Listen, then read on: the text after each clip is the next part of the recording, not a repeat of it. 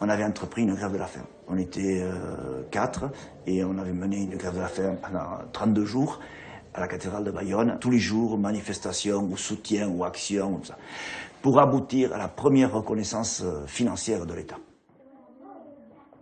Effectivement, la situation se débloque enfin pour les écoles en langue basque. Le gouvernement socialiste signe une convention qui leur accorde une aide financière.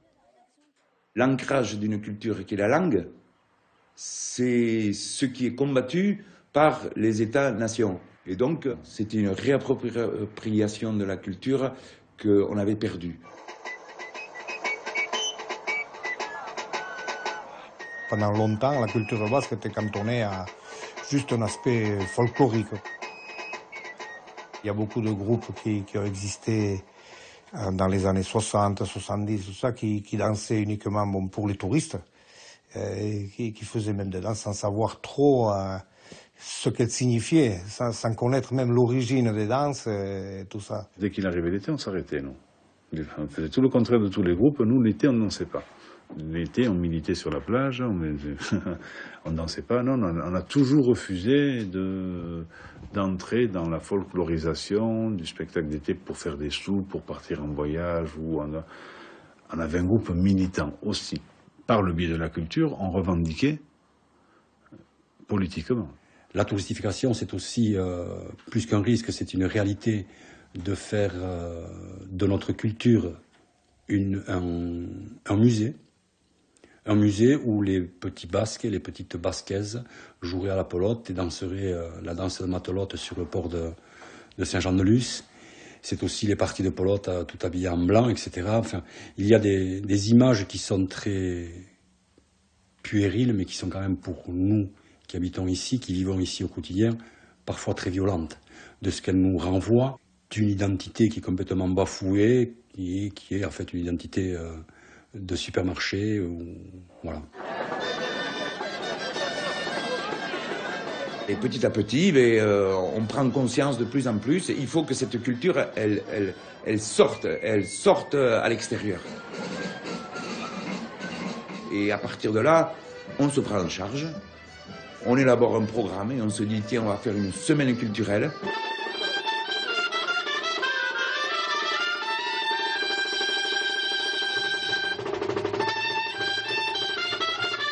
On a voulu faire la première semaine culturelle de Baïgori. Nous avions fait Nafarro de Neguna, la journée de la Navarre.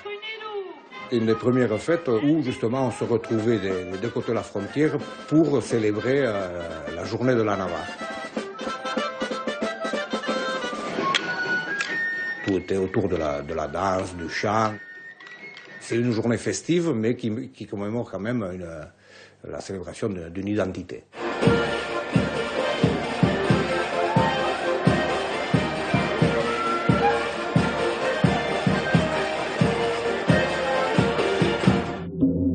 En décembre 1977, Chan Marguiro est arrêté en possession de cocktails Molotov et de bidons d'essence. C'est le premier militant d'Ipare-Tarak à être emprisonné.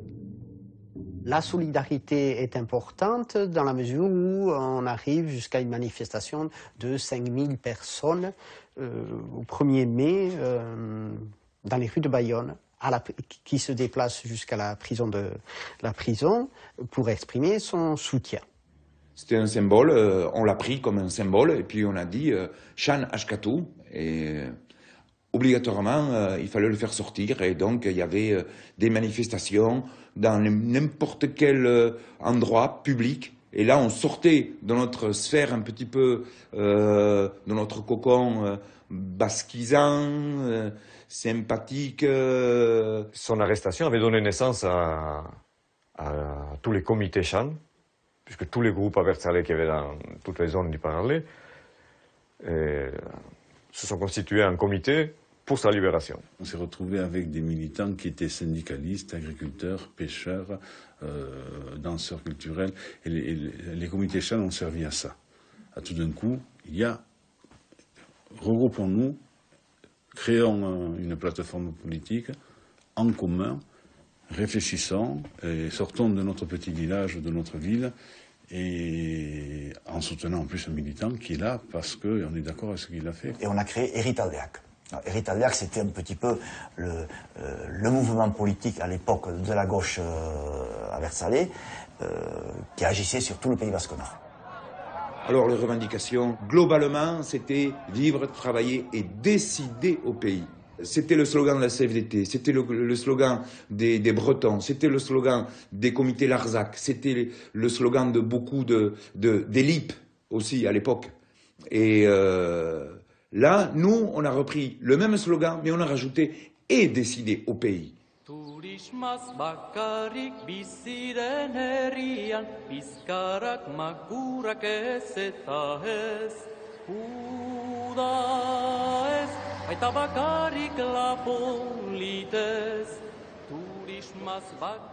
Une des plus importantes en termes médiatiques, la campagne contre le tourisme, non pas contre les touristes, mais contre la touristification. On avait fait une opération escargot avec des tracteurs devant, les tracteurs partant sur l'autoroute, les gendarmes gentiment nous disant c'est interdit de circuler en tracteur sur l'autoroute, ce qui n'avait pas empêché les tracteurs de continuer.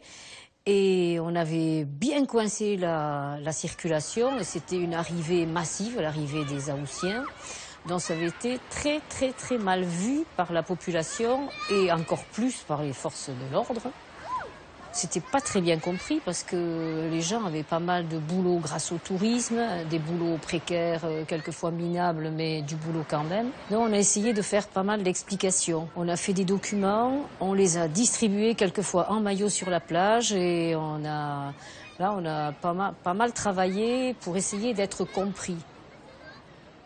Une bonne part des investissements publics étaient dédiés au secteur touristique.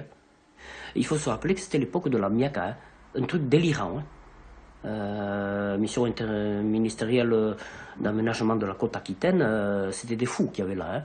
C'était des gens qui voulaient faire du Pays Basque Nord le bronze cul, passez-moi l'expression, mais le bronze cul de l'Europe occidentale. C'était vraiment ça. Et des millions et des millions et des millions de francs à l'époque, étaient investis dans des trucs qui n'avaient rien à voir avec un développement économique local, endogène. À l'époque où il y avait des fonds pour faire des piscines à Vaïgori, là où mon petit village, moi je n'avais pas de route pour aller jusqu'à la maison en voiture. Donc la voiture, il fallait la laisser 300 ou 400 mètres avant d'arriver à la maison, on finissait à pied. Anecdote. C'était très nouveau dans ce pays qu'il y ait des gens qui tapent un peu du poing sur la table de différentes façons, donc avec des tracts, des soirées musicales ou des opérations escargot. C'était un peu nouveau parce que dans ce pays, il n'y avait pas une tradition militante forte, il n'y avait pas une tradition politique forte, c'était un conservatisme d'une droite évidente qui ne se disait pas de droite, et c'était comme ça. Et donc là, il y a une génération qui arrive, qui fait bouger les trucs, qui dit des choses haut et fort. Excédés par ces campagnes, les commerçants et les hommes politiques, bien que peu habitués à ce genre d'exercice, se mobilisent. Ça remettait complètement en cause la politique des notables.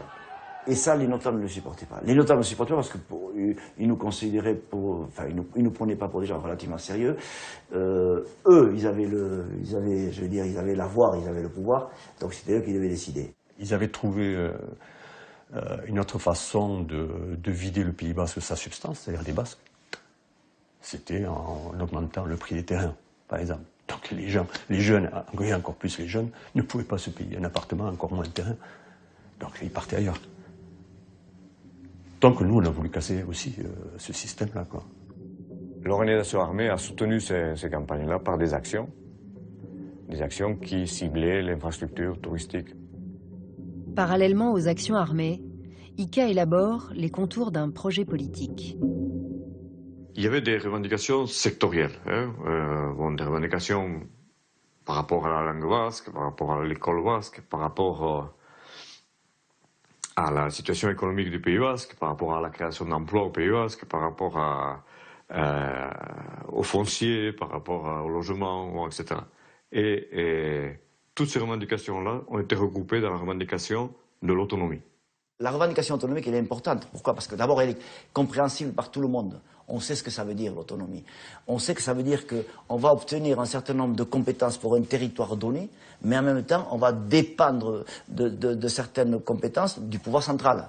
Exemple, on revendique des compétences économiques, des compétences culturelles, mais que ce soit la défense, l'armée, ou éventuellement la grande partie des impôts, elle sera toujours collectée par l'État central. Des gens de différents secteurs qui n'étaient pas forcément, qui pour la plupart ne l'étaient pas, intégrés dans l'organisation, ont travaillé à ce projet politique dans son ensemble, l'agriculture, l'industrie, les infrastructures, etc., etc. La partie institution. Voilà.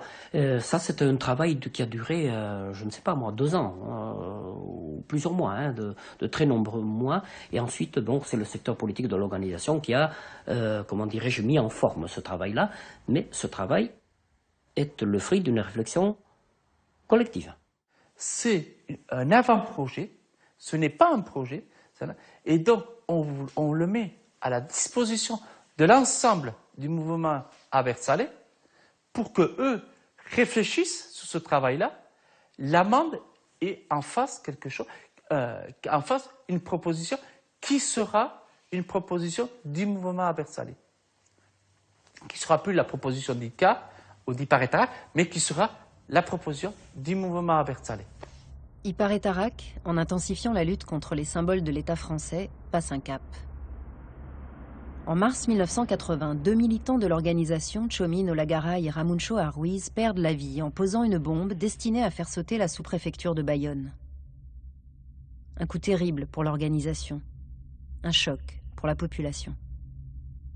C'est 2 militants qui font partie de 2 secteurs de lutte différents. Il y en a un qui est dans le milieu ouvrier, qui est un militant syndicaliste actif, Ramuncho, et il y a l'autre, Tchomin, qui est un berger et qui est en train de participer à la naissance du syndicat des paysans basques. Le traumatisme vient, et les interrogations viennent par rapport aux conséquences de la lutte armée. On dit, merde, la lutte armée, c'est ça aussi. Est-ce que ça vaut la peine que 2 jeunes militants comme ça, actifs, meurent? Et alors, est-ce que ça vaut la peine de faire la lutte armée? Alors, il y a une immense interrogation dans le mouvement. Et en même temps, il y a une mobilisation extraordinaire pour l'enterrement de ces 2 militants-là. Ici, à Baïgori, ça a été très dur. Immédiatement, le village s'est scindé en 2. Ceux qui étaient pour et ceux qui étaient contre. Donc les aversalais d'un côté et les anti-aversalais de l'autre. Il n'y a pas de juste milieu, quoi. Et c'est la guerre, quoi. C'est la guerre. C'est un choc terrible. Et je me rappelle la Beriguna suivant, la Beriguna après, où justement là, le militant qui parlait avait dit ça ne sera plus pareil. C'était 2 jeunes qui étaient totalement installés, qui n'avaient pas besoin qui n'avaient besoin de rien, qui s'étaient engagés et qui étaient morts dans leur engagement. Voilà. Oui, oui. La mort de Tchomin et Ramuncho a été pour moi le choc qui m'a fait basculer vers la lutte armée. Et là, on s'est aperçu et on a pris conscience qu'il y avait des militants qui étaient prêts à donner leur vie pour ce pays. Et on s'est dit, si eux ils le font, nous aussi on doit le faire. Contribuer au rassemblement de la communauté. Dans le programme commun de la gauche, le candidat Mitterrand promettait la création d'un département basque et la reconnaissance de la langue. Il y a eu une pause aussi en 81, au sein de l'organisation, il n'y a pas eu d'action pendant un certain temps. Même si ça n'a pas été une trêve officielle, mais au moins il y a eu une accalmie pour voir qu'est-ce qu'il allait faire. Mais on a très vite vu que même le minimum, du minimum qu'il promettait, qui était le département Pays Basque, il ne nous l'a pas accordé. Donc, et on a vu qu'avec lui, c'était de nouveau le même schéma qu'avec Giscard, quoi. Il y avait une vieille revendication qui avait été exprimée par certains membres du Parti socialiste même, qui avaient fait même inscrire par Mitterrand dans ses propositions la création d'un département basque. Cette mesure-là, Mitterrand l'a abandonnée très vite. Je me rappelle très bien quand ça a été discuté, ça paraissait pas sérieux. Vous voyez ? Bon.